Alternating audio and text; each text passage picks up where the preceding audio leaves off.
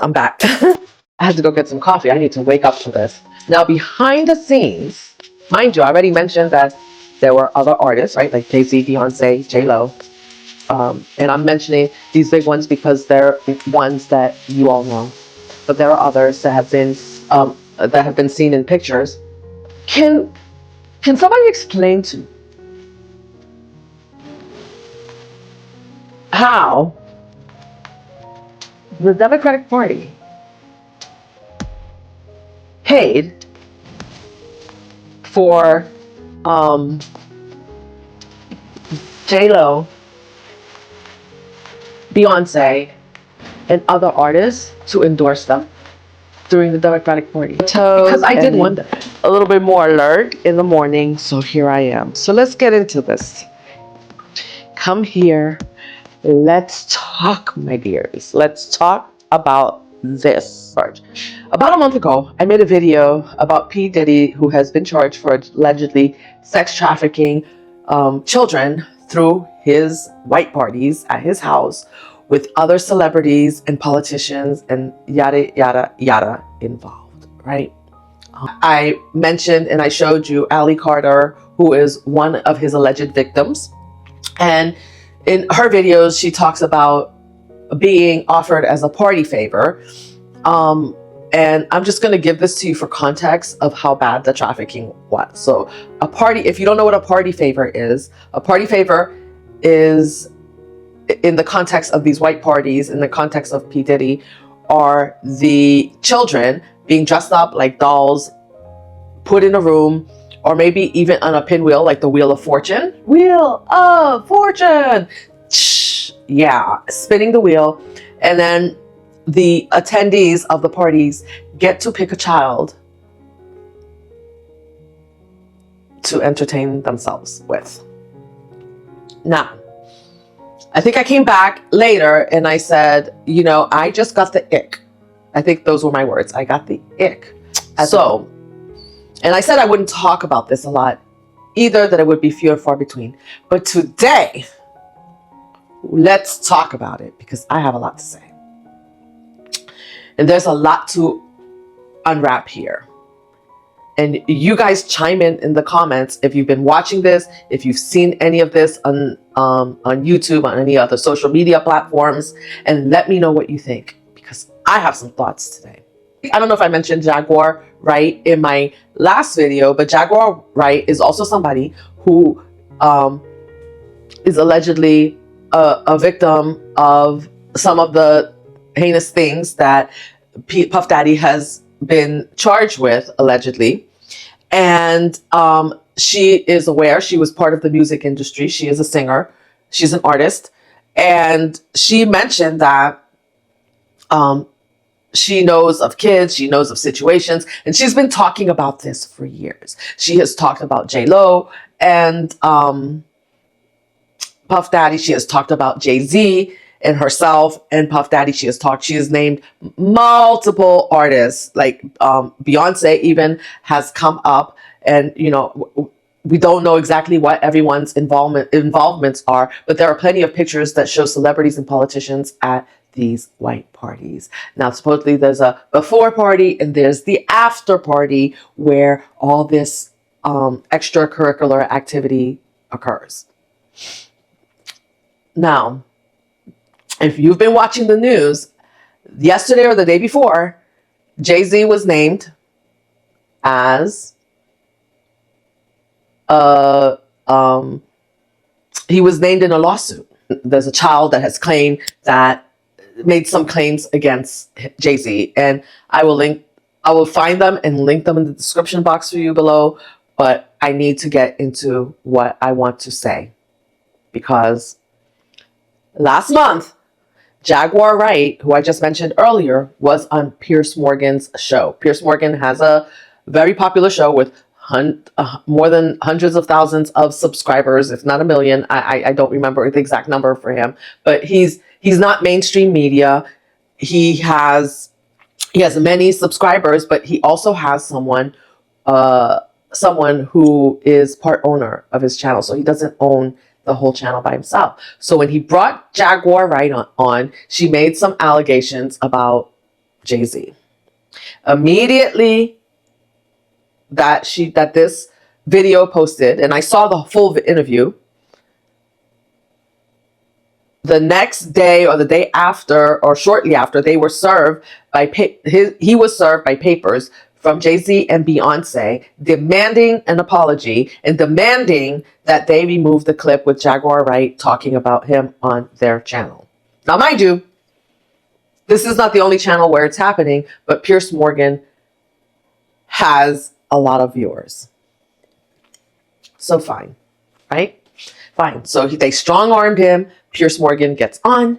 He apologizes. He takes down the clip. And if you know Piers Morgan, if you watched him, he's not one to apologize to anybody for anything. He's pretty outspoken. Not always, he doesn't always have the popular view, but very outspoken and very unapologetic. Now, to my shock, or not, Jay-Z is now named and has been all over mainstream media now, being named as a defendant in a lawsuit, in one of these lawsuits. Now, the first thing that came to mind is no longer what a shame, because I've been watching this unfold behind the scenes. For those of you who only watch mainstream media, I've been watching this unfold behind the scenes. Behind the scene, no, behind the scenes. Well, no pun intended there. But behind the scene, I've been watching this and have also been seeing how, okay, I'm back. I had to go get some coffee. I need to wake up for this. Now, behind the scenes, mind you, I already mentioned that there were other artists, right? Like Jay-Z, Beyonce, J-Lo. And I'm mentioning these big ones because they're ones that you all know. But there are others that have been seen in pictures. Can somebody explain to me how the Democratic Party paid for J-Lo, Beyonce, and other artists to endorse them during the Democratic Party? Because I did wonder. Now, I know this was not in the mainstream media, so many people didn't know. But when I saw them endorsing Kamala at the DNC, I thought, there's no way Kamala wins. There is no way. And how is it in a country where we have people's phones being tapped under the guise of the anti-terrorism laws or whatever, that your phone can be tapped? How is it that you can be on social media and say a bad word, and have your account frozen? But you're going to tell me that the government did not know? Oh, by the way, the lawsuit against Puff Daddy did not release the names when they said that they had other politicians and celebrities involved. Remember, they came out, I think they were on CNN, I believe, or they were on a mainstream media. I don't remember what channel, but they came out and they said that there would be other celebrities and blah, blah, blah, politicians. There would be other big names named later, but they wanted to investigate thoroughly to cover their ass. So how do you, for your political campaign, where you're looking for votes from the general public, have characters who could potentially be named to have allegedly committed such acts? Does that make sense to you? Because it doesn't make sense to me. Now, if some of you out there, again, I come here to you when I want you to make it make sense for me. And I don't get it. Have you heard the term, what's good for the goose is good for the gander? I think it's true. I believe it's true. And if you're going to stand up and be so appalled about the things that Trump did. But if you're going to hold up this moral compass to Trump and to Donald Trump and say, hey, like, you know what, you're terrible because you did this. These are the things that you did, and we don't agree, and people shouldn't vote for you because of that. How in the heck are you having a whole party and inviting people to come and support you, back you? No, then you're not just inviting them. You paid them to come support you and back you.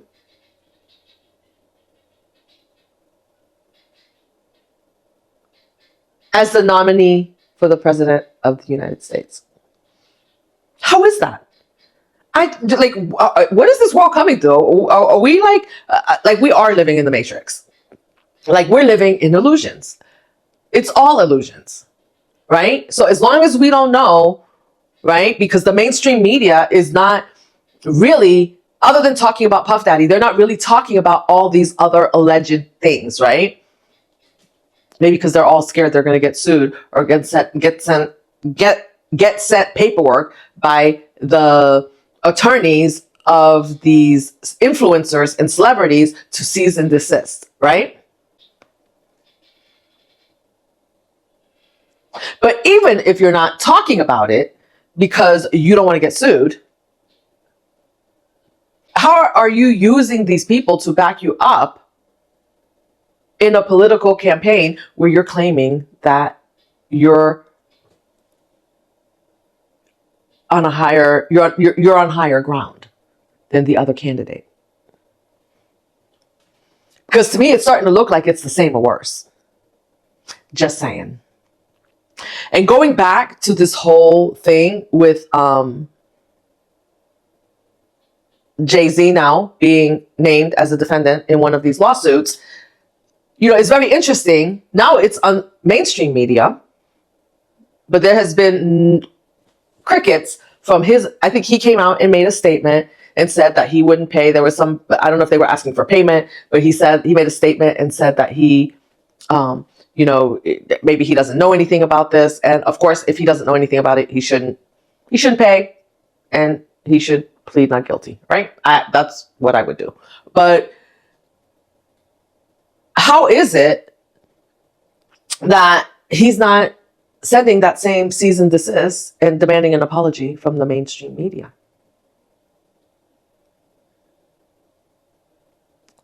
So that means that they censor you on these platforms because it's not mainstream media, right? The amount of censorship that goes on these platforms like YouTube, I think X right now is not censored because it's owned by Elon Musk, and whether you like him or not, his platform is uncensored. I can go there and say whatever I want. You can go there and say whatever you want, pretty much. I mean, short of, I don't know what, but because I don't own the platform, but I know that he has uncensored a lot of things because there are a lot of algorithms in the background that censor you and will stop your video from being seen, will actually can demonetize your channel if you're monetized, or even shut down your channel for saying certain things or talking about certain topics. Do you remember? I mean, I am here. I'm an influencer on social media. Do you know that on this channel, we're not even allowed to, nobody on the platform is allowed to talk about the whole 2020 being at home thing. We're not allowed to talk about it. We're not allowed to say the word. And we live in America, but we're not allowed to talk about it. If you say it, your channel could get demonetized or shut down. Is that for real? Is this where we live? So, and then you're telling me that and when I watch mainstream media, who doesn't tell you anything, who is also obviously censored on what they talk about, because so far in the last 6 months that I've been watching everything unfolding on social media, I have not seen any of it on mainstream media. So they're censored because they only want you to see what they want you to see. Listen, you can go look for yourself. You don't have to believe me. You may agree with me. You may not agree with me. You may just think, hey, this girl's out of her mind. But I'm not. Google J-Lo, Puff Daddy, and everybody knows that J-Lo dated Puff Daddy. That's not a freaking secret, right? But not Google, go to YouTube and look up J-Lo / Puff Daddy. See what comes up, what kind of stories come up. Look up Jay-Z - Puff Daddy. Just Google Puff Daddy and see what comes up. Who comes up with him? With what other celebrities' names kind of get hinted and talked about as linked to this incident. You'll be shocked. Some of your favorite artists are allegedly involved in this. There's what I said. I mentioned Ali Carter and Jaguar, right? There are other and of course we have to be careful because some people will try to monetize themselves. You know, they will try to have a come up, get some money, and there will be people out there that were not involved who will try to come out there and say that, you know, maybe to just join in because it's what people do. But there are real victims out there. They're real, and I'm gonna say victims because they are victims. Victims of child trafficking, victims of these parties, of these things. You know, we just can't say who because it's all alleged until it's proved in the court of law, right? Because that's the other thing that we do here is we don't take anybody's word for anything because they could lie, right? But I'm going to tell you what, I looked up the statistics and I think I told you this before. Only a small fraction of a percentage of kids who ever come out and say that they were abused have lied. The kids cannot make up the stories that you're hearing. They don't have kids. When a child tells you that they've been abused, they don't have the capacity they don't have the language or the capacity to make up some of the stories that you hear them tell. Because these are things that they should not know, otherwise know. They shouldn't even know about these things. So if they know about them, obviously something's wrong. So you guys drop me a comment down below. Let me know what you think. Let me know if you've been following. Let me know what you think about our politicians using these candidates that are potentially involved in such an act to endorse them. You know, I have to say, I mean, I have to come out and say it, just like I came out and said, you know, I didn't understand why some certain groups maybe voted for Trump because it seems like it's against their own interests. You know, I don't know. Like I said, I don't know. I'm not in your house. I don't know why you vote for who you vote for, but I know that we are censored and I know that we don't have the whole truth. So it's really hard to make a truly informed decision. You know, if you have politicians that can come to a convention and bring forth people who might be implicated or involved in this type of situation, what does that say about about that candidate? What does that say about that party? Right? Especially when you're bashing the other party, but you're doing the same or worse. I don't understand it. And whether you agree with me or not, if you go down this rabbit hole on social media, you just can't unsee when you see. And when you see, you understand. And that's even with me having said, and I'm going to come out and say it, I voted for Kamala, right? But I voted Kamala against my better judgment because just like everybody else, and like I said in my previous video, it's like, oh, it's the lesser of the two evils. Look at all the things that he's done. So I think I watched Candace Owens, if you know who she is. And she said that, you know, we make all our decisions in our feelings about how people make you feel. So that means that people don't have to tell us the truth. They just have to make us feel some type of way so that we just go along with the program. So we don't have to know the truth. You know, the candidates can just bring us people that dance, that we think are superstars, that we think are the best, because we just think, because we don't really know them. So they just bring us these people, and then they put us in our feelings, right? And then they put us in our feelings about the things that Trump has said about us, and we get everybody's in their feelings, they're in an uproar, and then you're making all these decisions to vote for people and to bring people into office based on feelings. But guess what? Is one really better than the other? Is it really okay?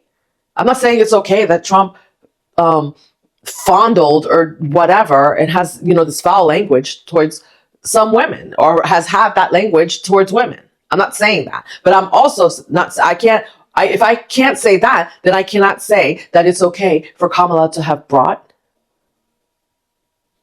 knowingly brought people to her convention to support her, endorse her, paid them to endorse her, knowing that they were allegedly going to be named in this type of behavior or associated with this type of behavior. But that's just me. That's just me. Who knows what to do? I guess we'll wait and see what happens. Like I said, I don't typically talk politics, but when it doesn't make sense, I just have to say it doesn't make sense. And when it doesn't look right, it doesn't feel right, something's not right. Okay? Now, I don't know how we'll make it right. Maybe all of this will be coming to light. And you know what? Maybe we'll be able to fix our political system at some point. Maybe that's why all this is happening, all this uproar, all these changes. Maybe we'll be able to fix what's going wrong in this world. Because I think I don't believe that living in an illusion of a world is a way to be. And right now, I feel like we're all living in this matrix, in this illusion of what we think is. And then when you look behind the scenes, you're like, well, wait a minute. Are you kidding me? Is that what she did? I mean, you can ask anybody that I know. I told them, there's no way, with young kids being on social media and all the things I was saying. And when I say young kids, I'm talking 18 to 30, they're all over social media, watching what I'm seeing. And the only reason I see it is because, and I'm this far into social media, is because I have a I have a social media platform. So I get to see it all. And can you believe everything you see? No. But when you start seeing it over and over and over again from different people, you got to ask questions. You can't just pretend like it's not happening, right? If you don't want one side to pretend, how are you getting on and you're pretending? We're just pretending? And then we're going to say, oh no, not our celebrity, not our politician. They couldn't do that. Yeah, she did. Oh, and I forgot to mention, with the censoring, guess what? A lot of these influencers who have been talking about Puff Daddy on their channel all through this whole incident since he got arrested, or before he got arrested, through the Cassie incident, when those tapes came out that showed him beating her up, that they have like two white thugs going to people's homes, not people, influencers like me, going to people's homes and or showing up at their residence or their place of business, and kind of almost strong arming them into, why are you making this content? Who is paying you? Almost threatening them.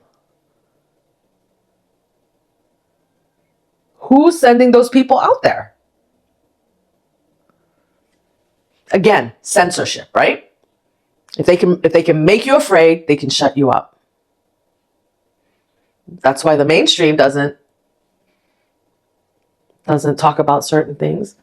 Or maybe they don't talk about certain things because maybe their CEOs or whatever, or maybe they're involved. I don't know. Because it's not making